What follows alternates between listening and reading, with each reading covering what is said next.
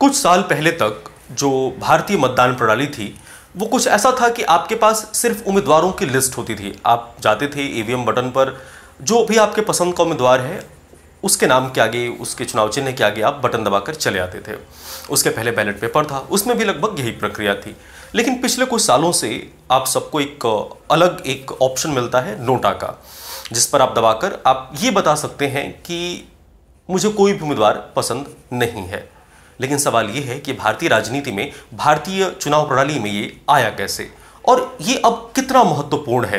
पहले शुरुआत दौर में सबने इसको बहुत हल्के में लिया, लेकिन अब ये कितना महत्वपूर्ण है। नमस्कार, मैं पंकज कुमार और आप देख रहे हैं मेरा यूट्यूब चैनल गजब इंडिया, जहां पर आज बात होगी नोटा की। नोटा क्या है, पहली बार प्रयोग में कब आया, कैसे इतना प्रासंगिक हुआ, सब कुछ जानेंगे हम इस वीडियो में।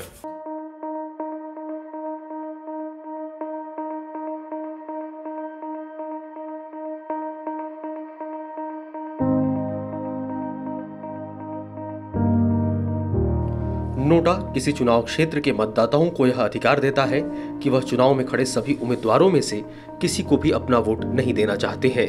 अर्थात नोटा लोगों को सभी उम्मीदवारों को खारिज करने का एक विकल्प देता है। हर चुनाव में कुछ लोग ऐसे होते हैं जो किसी भी उम्मीदवार के लिए वोट नहीं डालना चाहते हैं। ऐसे मतदाताओं के लिए चुनाव आयोग ने नोटा का प्रावधान किया है।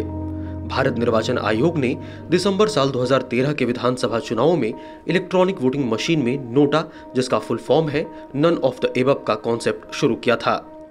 यानी अगर आपको अपने विधानसभा या लोकसभा क्षेत्र से कोई भी उम्मीदवार पसंद नहीं है तो आप ईवीएम मशीन में नोटा का बटन दबा सकते हैं।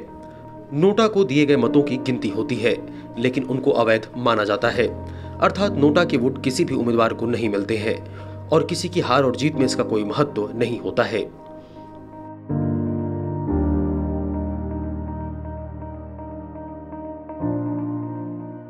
पूर्व मुख्य चुनाव आयुक्त SY कुरैशी ने कहा था, अगर 100 में से 99 वोट भी नोटा को पड़े हैं और किसी कैंडिडेट को एक वोट मिला है तो उस कैंडिडेट को विजयी माना जाएगा, बाकी वोटों को अवैध करार दे दिया जाएगा।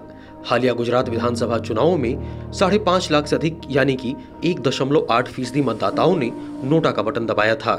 वहां कई विधानसभा क्षेत्रों में जीत हार का अंतर नोटा मतों की संख्या से भी कम था।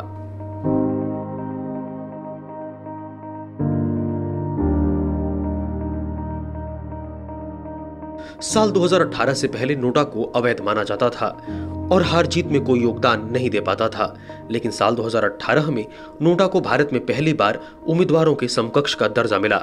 हरियाणा में दिसंबर 2018 में 5 जिलों में होने वाले नगर निगम चुनावों के लिए हरियाणा चुनाव आयोग ने निर्णय लिया कि नोटा के विजयी रहने की स्थिति में सभी प्रत्याशी अयोग्य घोषित हो जाएंगे और चुनाव पुनः कराया जाएगा, और जो प्रत्याशी नोटा से कम वोट पाएगा वह दोबारा इस चुनाव में खड़ा नहीं होगा। यदि दोबारा चुनाव होने पर भी नोटा को सबसे अधिक मत मिलते हैं तो फिर द्वितीय स्थान पर रहे प्रत्याशी को विजयी माना जाएगा। लेकिन यदि नोटा और उम्मीदवार को बराबर मत मिले हैं तो ऐसी स्थिति में उम्मीदवार को विजेता घोषित किया जाएगा।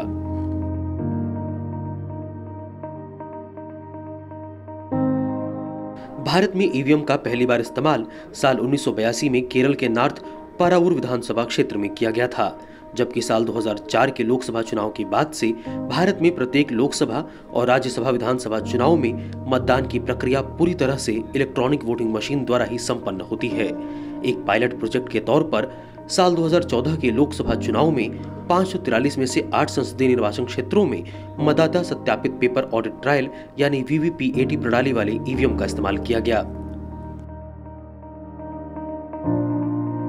तो ये पूरी जानकारी थी नोटा पर। आपको जानकारी कैसी लगी मुझे कमेंट बॉक्स में जरूर बताइए। कुछ अच्छा लगा तो भी लिखिए, कुछ बुरा लगा तो भी लिखिए, किसी दूसरे टॉपिक पे जानना है तो भी लिखिए। अगर ये वीडियो अच्छा लगा तो मेरे चैनल को सब्सक्राइब करिए, नीचे बेल आइकन को दबाइए ताकि जब भी मैं कोई नया वीडियो अपलोड करूं आपको नोटिफिकेशन मिल जाए और उससे आप सबसे पहले देख पाए।